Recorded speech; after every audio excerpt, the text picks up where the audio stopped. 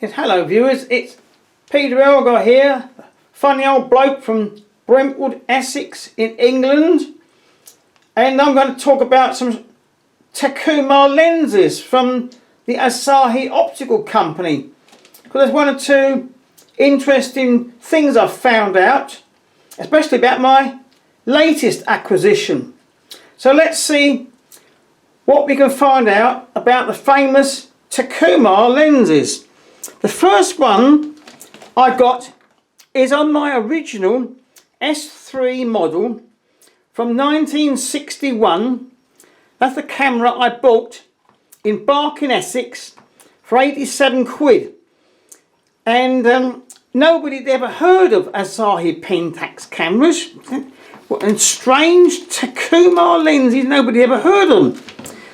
But one of the partners of the company that I worked for doing press photography, he was in the RAF in Singapore. He brought back two these strange Japanese Asahi Pentaxes. And it was an S model and a K model. And it had strange sounding lenses called Takumars. We'd only ever heard of Zeiss and lights and sonars and Elmars, you know. But the result was fantastic. So one day, I was in the town, there was a little crowd of people with their noses pressed to the glass. The camera dealers in Barking in Essex in England. I rushed over, what's happening here? And when I looked, there was one only Japanese camera in the window, pride of place on a box. It was this Asahi Pentax S3, which was later than the S and the K models he had. I thought, blimey, Asahi Pentax. So I rushed in and I part exchanged my Zeiss Contax Model 3 with a 1.5 uncoated sonar lens for this one, which was 87 quid. And when I was in the army in Berlin, I'd paid 38 quid for my Contax. So I rushed out, the proud owner of an Asahi Pentax. Done a load of press work. Later I sold it to a friend for 20 quid. Years later, 40 years later, he phoned me up, said, that old camera you sold me. I said, what old camera? He said, it's not working, you can have it back. I said, all right. He brought it back and opened it up. It was this one, all in a terrible state, all covered in dust. Anyway, I opened the base plate and lubricated it. I've showed you this on my video, all about what I did with this to renovate it. So I got back my original Pentax from 1961, and this has the Auto Takuma 1.8 55mm lens, and it's very good. It's very sharp. I've done a load of press work with it. You can see on the edges here where my fingers have worn off the paint over the years, doing loads of press work. Then the Spotmatic came out, 1961 or 62, Spotmatic came out, just after I got this.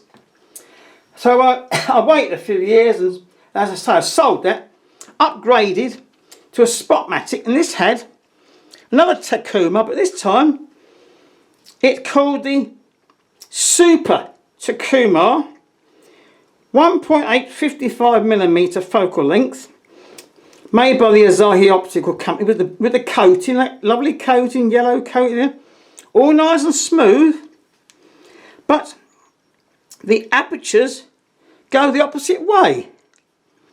Look, 1.8 there, and on this one, 1.8 on that side, and the aperture ring operates in a different direction. Now that's strange. I thought to myself, got to get used to that. When you're in a hurry, you've got to get used to the fact it goes the opposite way. So many years later, in fact only a couple of weeks ago, I was given another lens, this one, off a S1A Pentax. It was all jammed up. The lady said, can you do anything with it? I took the base plate off and had a look. No, I can't unjam it even with my limited knowledge. So she said, you can have the lens. So this lens is a Super Takuma f2 55mm made by Asahi Optical Company. Nice and clean, because the old dad who had it hardly ever used it. Beautiful. The apertures go the same way as my original Auto Takuma. See, it doesn't go the same way as the Super Takuma off my Spotmatic. There, the apertures go the opposite way.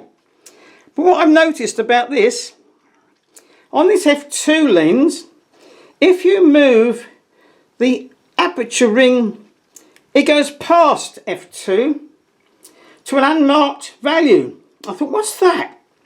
So I set the lens to manual diaphragm. Now stop down there. We'll open up the diaphragm.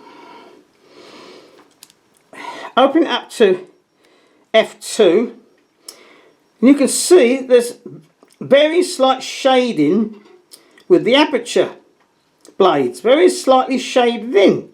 When you put it past to the unmarked value, the shading of the aperture blades goes completely clear, as though it's a 1.8 lens, like that. And that's strange. Well, anyway, I've done some work with it. I've done some pictures on some very grotty film, so they're not worth showing. And it is very sharp at f2, but I didn't discover that until I developed the first test film, that it actually went past to an unmarked value there. So now I'll take some pictures on that unmarked value and see how sharp they are. See what happens. But there's an interesting few facts about the way the diaphragm goes from the Auto Takuma to Super Takuma, and just a few interesting things about the Pentax Takuma lenses. Hope you watch my next video, which, with a bit of luck, will be about the Canon EOS 300V. Please subscribe, and you'll be updated when I upload videos. Thanks for watching, folks.